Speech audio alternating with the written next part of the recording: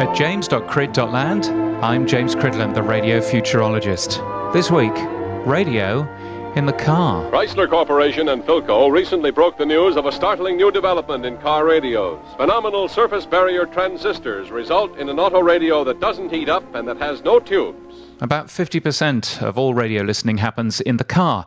The figure's lower in countries like the UK, but higher in places like the US. And in many ways, radio's best in the car. Radio is the original multitasking medium, and it lets you concentrate enough to drive your 1.3-ton metal death machine along busy streets, alongside soft, vulnerable, fleshy pedestrians. Radio's popularity in the car is clearly important to us as an industry, but the experience of a car radio hasn't changed much since the original car radio in the 1950s. We have to remember two random numbers to listen to a radio station, a frequency and a preset number. Switching between FM, AM and DAB often changes the user experience entirely.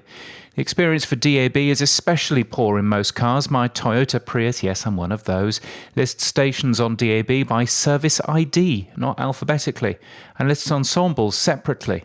In the US, HD2 channels offer usability issues in a car. If you want to listen to Bloomberg Radio in San Francisco, here's how you do it.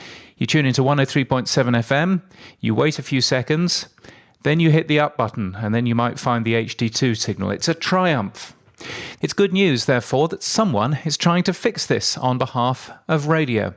Radio Player, the not-for-profit project that's now in many different countries, including Canada, the UK and Germany, showed a research prototype last week in Berlin. It highlights how we in radio want the in-car experience to be.